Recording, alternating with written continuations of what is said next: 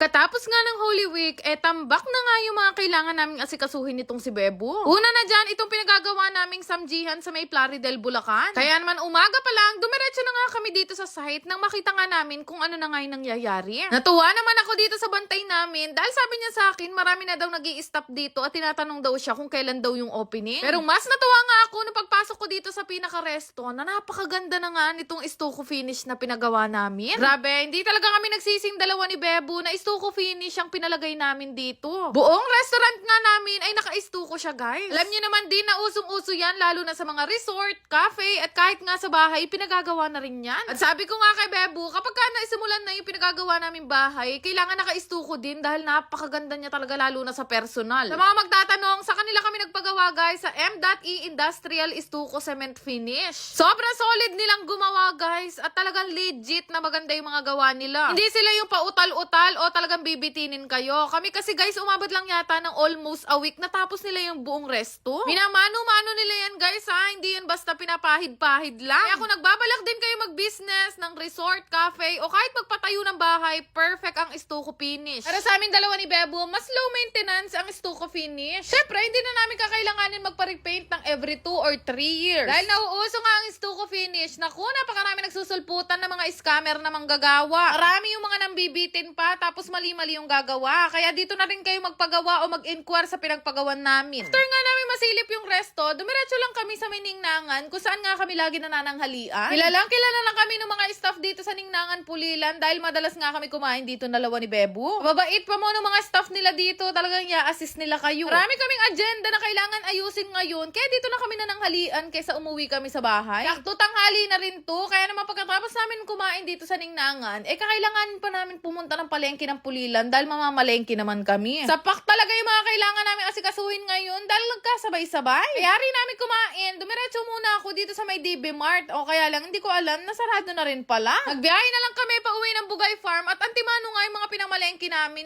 binabad ko na kagaya nga nitong palabo. O hindi ko naman alam na kapag ka nagluluto ng palabo, kailangan pala ibabad muna. Akala ko kasi para siyang pansit lang na normal yung antimano gisa. Sa mga hindi nakakaalam, birthday nga pala ngayon ni Kabang Nas o ni Shaira at dito nga siya magse-celebrate sa may Bugay Farm. Sa pag-ibig matapos kong magkagusto, nabalitaan ko na lang din na nagkaasawa na ito at nagkaanak.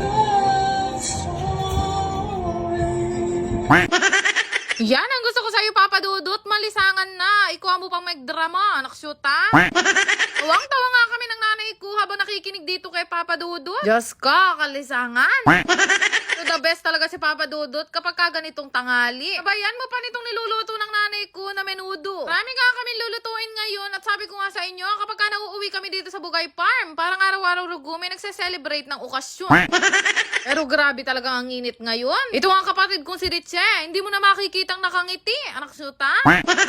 So syempre, tayong mga Pilipino, kahit na sobrang init, masarap pa rin tayong kumain. Dahil nabanggit ko nga sa inyo ng mga nakaraang vlog ko na napakarami na nga naming alaga. Ito nga tatay ko, nagpahuli na nga siya ng 2 bibi. Mas gusto ko yung lasa nito, guys, kaysa sa itik. Para sa akin, mas malinam naman bibi. Kaya lang, mas makunyat siya, kaya kailangan mo siyang pabukalin ng sobra. Mas marami daw tong buhay kaysa sa pusa. Talaga naman nangagili-gili na ang batal, buhay pa rin. Pag nagluluto nga sila doon sa may kabilang gilid, kami naman dito ay busy-busy sa pag-aayos nga ng mga salbabida. Babalak kasi kami mag-swimming lahat at syempre, mas masaya kapag marami kaming gamit na salbabida. Naksyuta, nangaragol-ragol ang mga braso ko kakabombet sa mga salbabida na yan.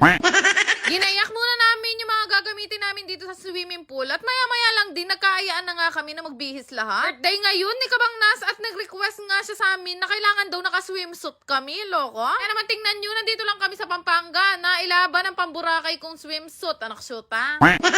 Bukod nga sa pamilya namin, nagsidatingan din yung mga pamilya nga ni Kabang Nas na galing naman sa Baliwag, Bulacan. Tagal na namin magkakasama nitong sila Kabang Nas. Ngayon lang kami nagkasama-kasama, kasama nga yung mga pamilya niya.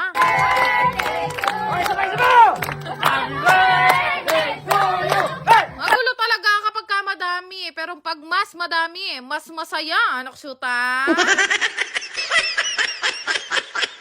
Yan lang naman. Salamat! Meron ako nilalaro na ang pangalan nga ay Diamond Game. Sa kahit hindi pa kayo naglalaro, basta mag-register kayo, may ayuda kayo sa akin. Sobrang daling maglaro dito at ganyan talaga kalaki yung inaabot. Kaya naman yung link andyan sa my comment section.